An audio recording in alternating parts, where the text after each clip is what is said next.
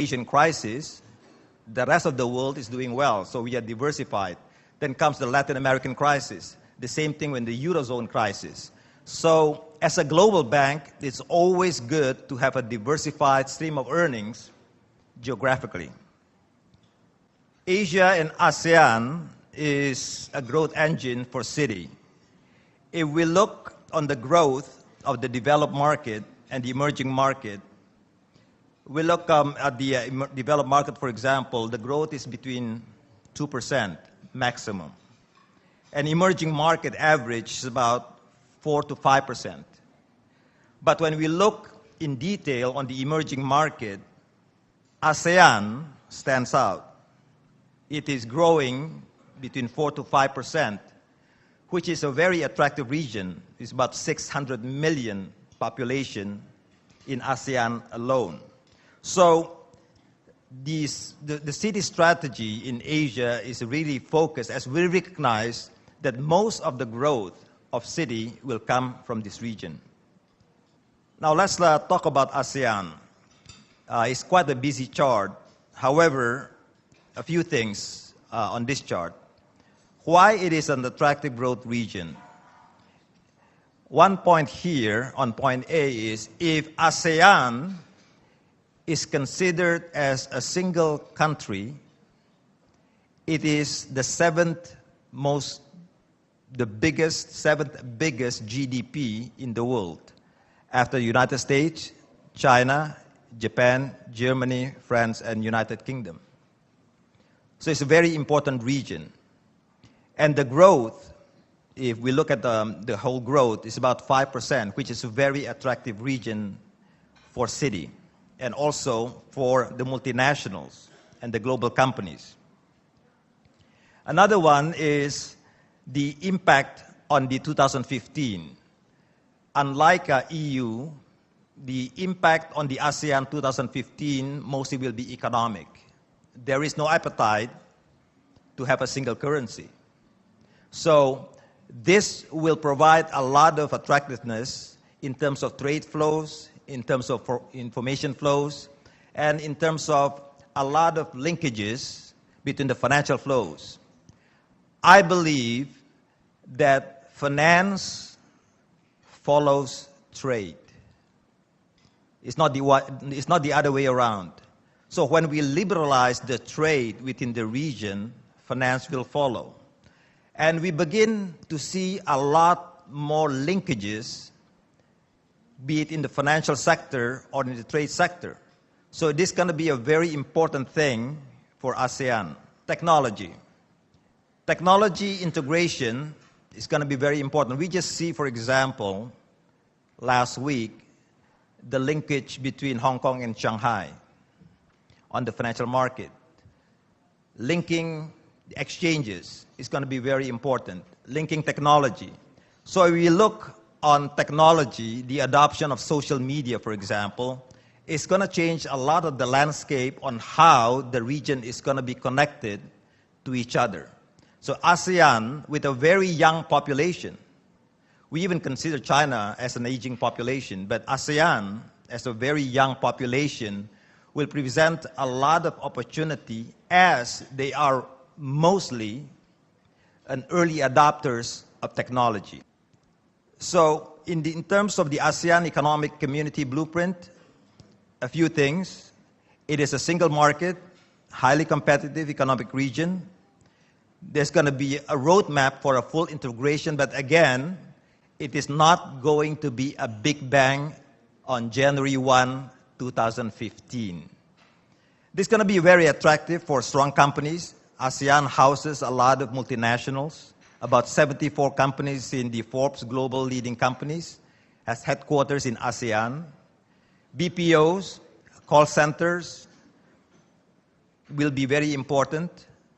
In Asia, for example, Citi has BPOs in Singapore, in Malaysia, in China, in the Philippines.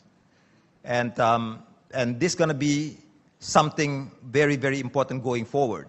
Tourism is very important. Cards, how to put plastics in the hands of the young population. Automotive help, and also the infrastructure spending.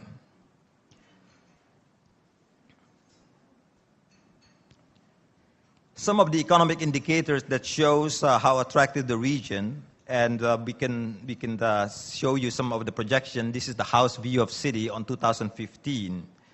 For example, we are forecasting the GDP growth of some of the ASEAN countries. Will be quite attractive in 2015. Indonesia, about 5%. Malaysia, 5.6%.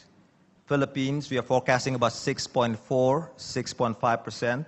Singapore will grow about 4.1% in 2015. Thailand, about 4%, and Vietnam, 5.7%. And if you look at this kind of growth doesn't exist in Europe. So again, the opportunity for the 2015, and the Philippines will be uniquely also a position in 2015 as it hosts the APEC 2015. It continues to be a very attractive region as we approach the economic integration. As far as city, the way we look at things, we look at consumer bank, we look at the corporate investment banking, and there's a third pillar. We look at service centers. The way city has evolved, city is represented in 100 countries for corporate investment banking. Then city is represented in about 40 countries in consumer banking. And now city is represented in about 30 countries in service centers, be it voice, the call centers, or non-voice. Again, it starts as a model of corporate investment banking. 100 countries. About 40 countries, consumer banking. Usually consumer bank follows the corporate investment banking. You always start planting the flag in a country using corporate investment banking. But now the latest trend, the third pillar, is service centers. Why? For a global company to achieve economic of scale, everything should be templated. You cannot have 100 process for 100 countries.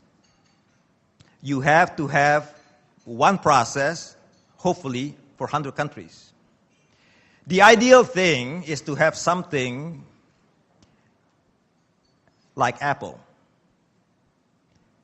When we look at our products, for example, Citi has about 850 credit cards in the world.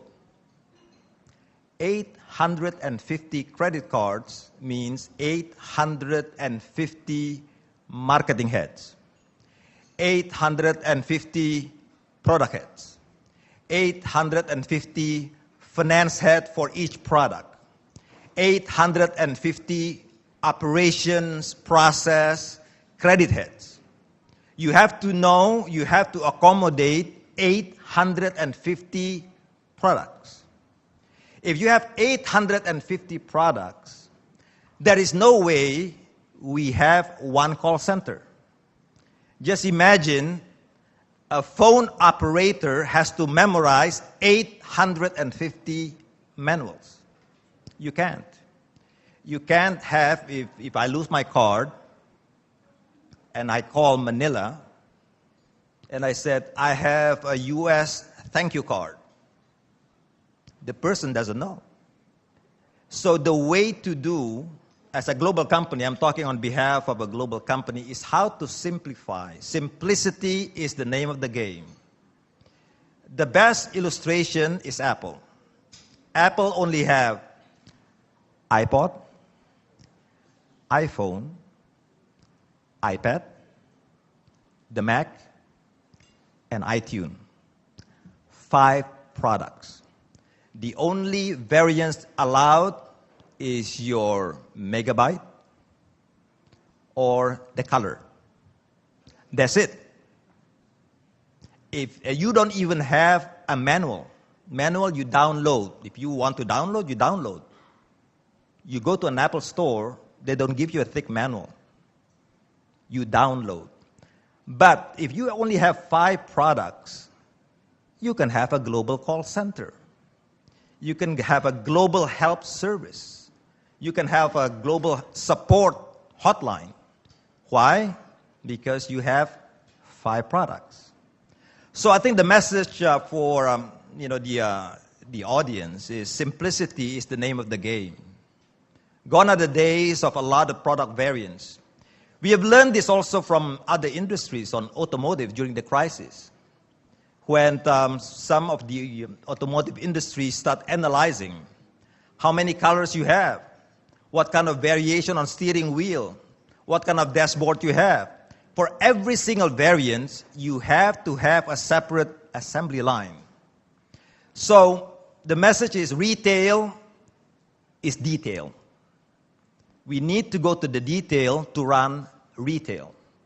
And detail means going through the process. And achieving simple process means we have to have simple products.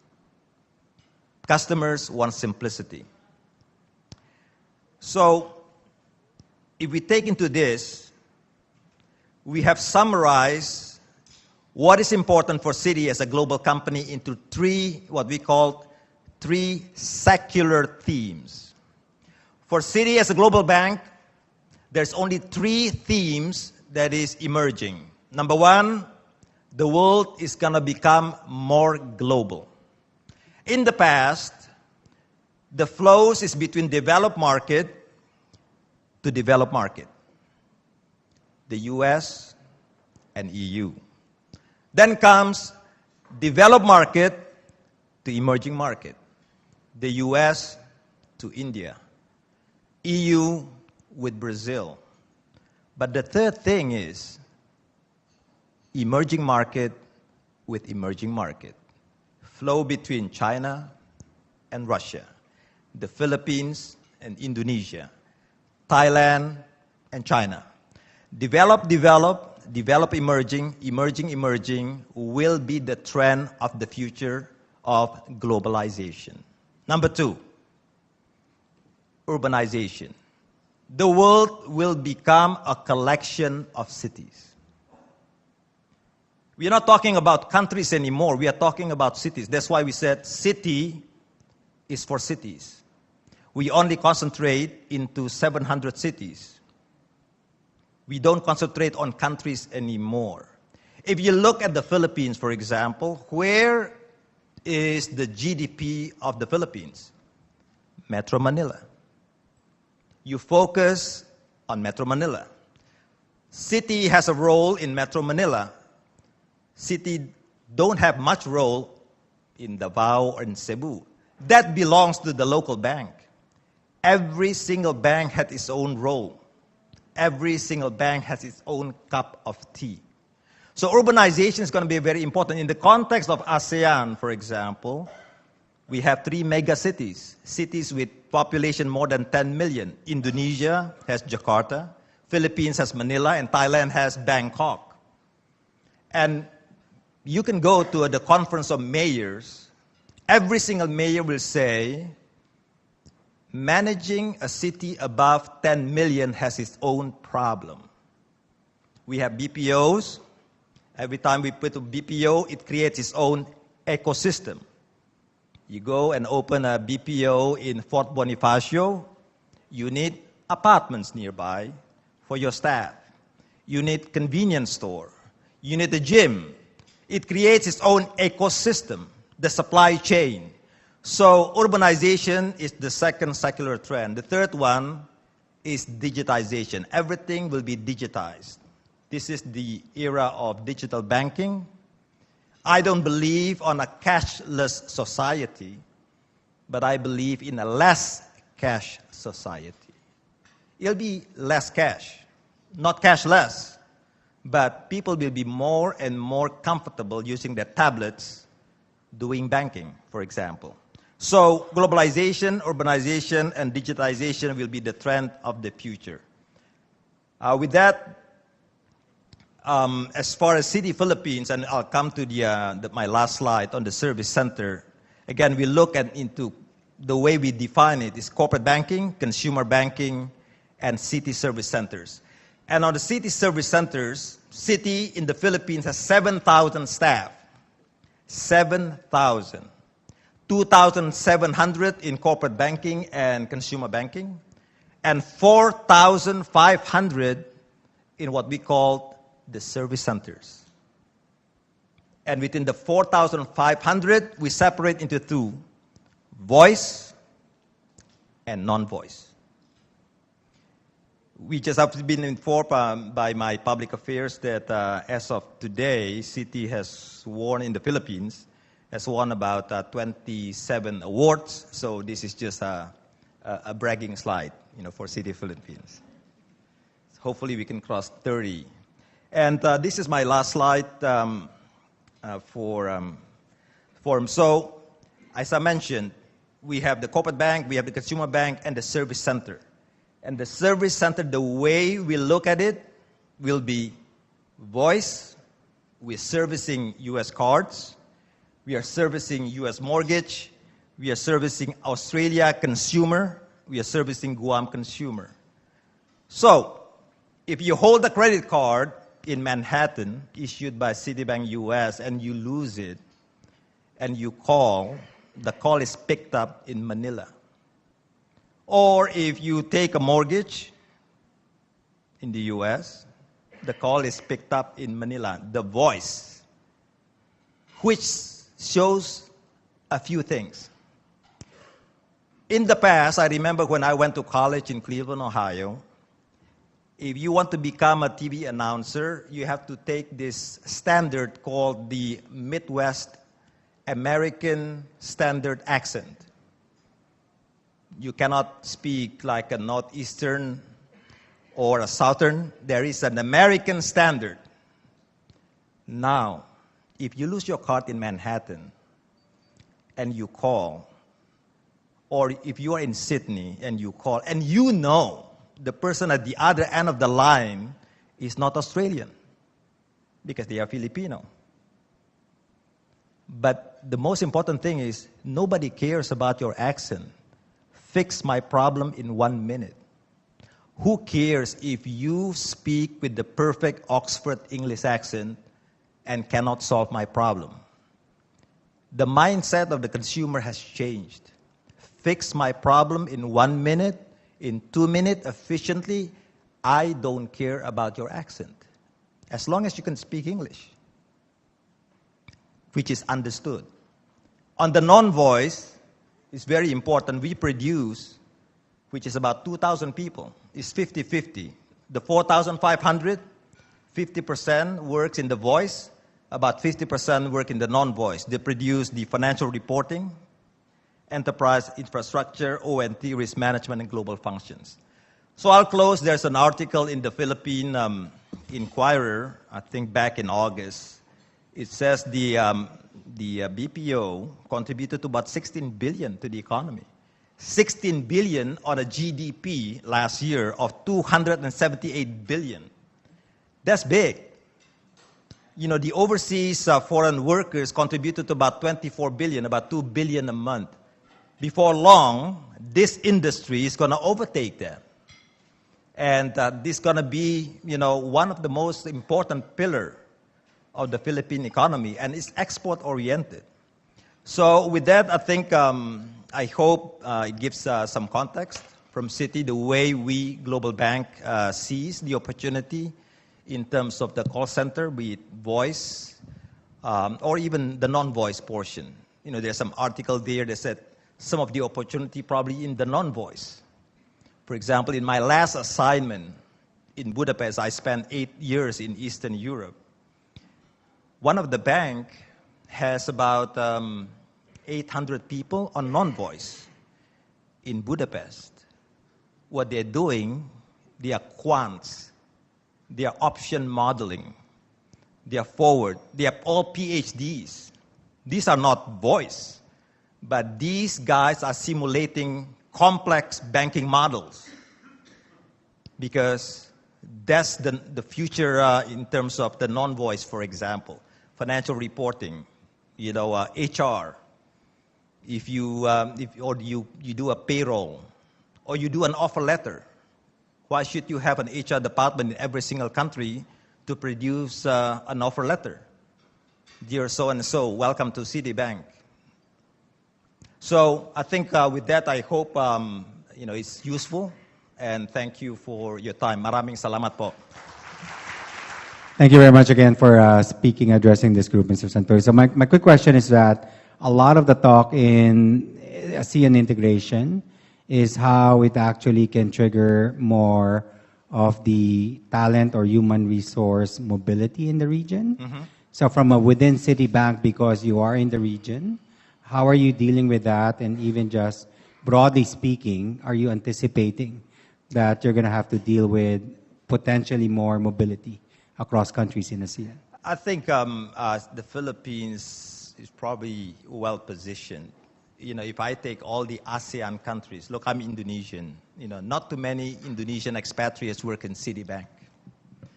Not too many Singaporean expats work in Citibank. They stay in Singapore.